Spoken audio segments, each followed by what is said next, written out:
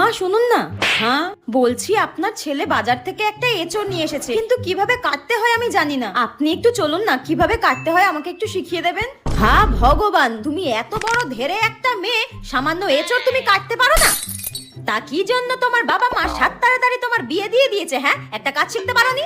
আমার মেয়েকে আমি সবকিছু শিখিয়ে পড়িয়ে তারপর শ্বশুর বাড়িতে পাঠিয়েছি, যাতে শ্বশুর বাড়ির লোকজন আমাকে কোনো কথা শোনাতে না পারে। আর তুমি কি শিখেছো? হ্যাঁ ঠিক আছে মা, যাচ্ছি। হ্যাঁ ওই দেখো, বলতে না বলতে আমার মেয়ে ফোন করেছে। সব কাজ বাজ সেরে তারপর আমাকে ফোন করে। তোমার মতো নাকি মিনিটে মিনিটে বাপের বাড়িতে শুধু ফোন করা? হ্যাঁ মা বল, কেমন আছিস? মা শাশুড়ি শুক্তো রান্না খেতে চেয়েছে, কিভাবে করব বলে দাও। শুক্তো কিভাবে করবি বলে দেবো? ঠিক আছে, তুই এখন রাখ, আমি তোকে পরে বলে দিচ্ছি। ওই কেমন আছি জিজ্ঞাসা করছিল। শুনুন মা, আমি সবই শুনতে পেয়েছি, আপনাকে আর ঢং করতে হবে না। বৌমাকে টাইট করতে গিয়ে নিজেই টাইট হয়ে গেলাম।